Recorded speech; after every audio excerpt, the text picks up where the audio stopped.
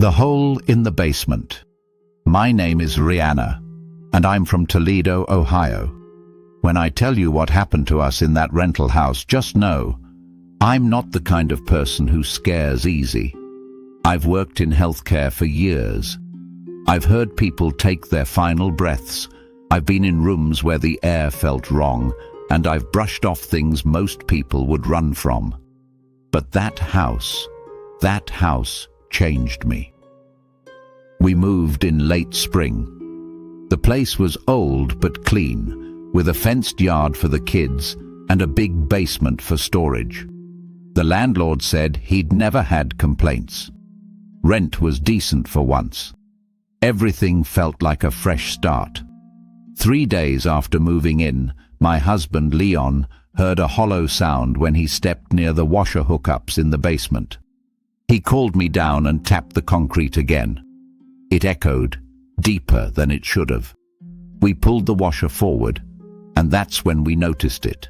A square wooden panel, covered in dust, cut neatly into the floor. Almost like it was meant to be hidden. "I'm not opening that," I said immediately. Leon laughed, thinking I was joking.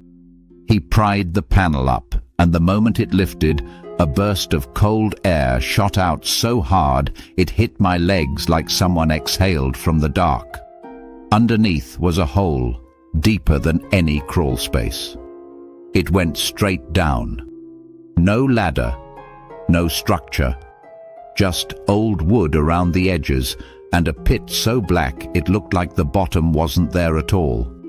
The air coming out of it smelled like wet dirt and slightly eggy. It made my nose sting. Leon dropped a small rock. No sound came back. "That's weird," he said. I told him to put the panel back. He did, but that didn't fix anything. That night was the first time we heard the growl. Not like an animal, not like something protecting territory. It vibrated through the floorboards and into our legs, low, slow, and so deep it made my teeth ache. My son ran out of his room crying, saying something was underneath the floor, scratching upward. We checked. Nothing. The next morning, Leon had 3 scratches across his ribs, straight lines, almost the same distance apart. Like something had reached up and grabbed him through the mattress. He joked it off, but kept glancing around like he felt watched. Then it got worse.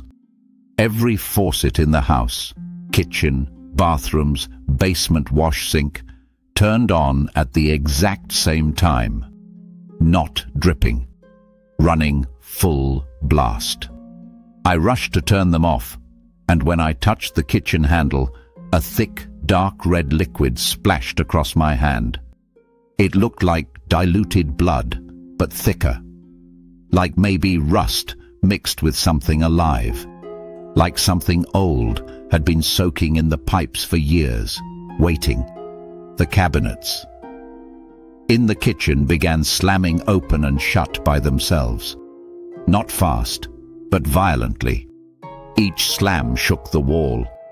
I screamed for Leon, but he was already upstairs. He yelled my name from the hallway, his voice shaking.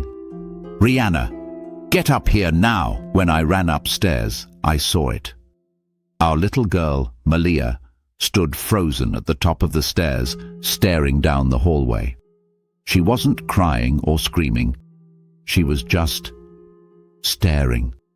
At the far end of the hallway, by our bedroom door, was the basement panel, the one from the basement floor. But now it was sitting upright, leaned against our bedroom frame. Wet soil smeared across the carpet in a perfect line, leading from the hole all the way up the stairs. Leon grabbed the kids. I grabbed my phone and called the landlord, shaking and yelling. He went quiet when I mentioned the panel. He sighed, then said something I'll never forget. "I told the previous owners not to mess with that. They sealed it for a reason." That's all he would say. That night we refused to sleep. Leon sat in the living room with the lights on while I tried to comfort the kids. Around 3 a.m., our youngest Jace started whimpering. He was looking at the vent in the corner of the ceiling. Something inside the vent scraped its nails against the metal, slowly. The sound was sharper than anything we'd heard before. Then the vent cover began to bend outward, like something behind it was pressing its face against the metal. Leon pulled all of us into the car. We left everything, clothes, food, furniture, and drove to his sister's place. We reported everything. The landlord changed the locks and told us we'd broken the lease by tampering with the property, even though he refunded a little of our deposit just to get us to stop calling. The house is still up for rent online. All they did was put the washer back over the hole. I don't know what's down there, but I do know this: something lived in that depth. It didn't want to be uncovered, and whatever climbed out once might still be inside that house, waiting for the next family to pull up that panel again. Thanks for watching. Please don't forget to like and subscribe for more real nightmares.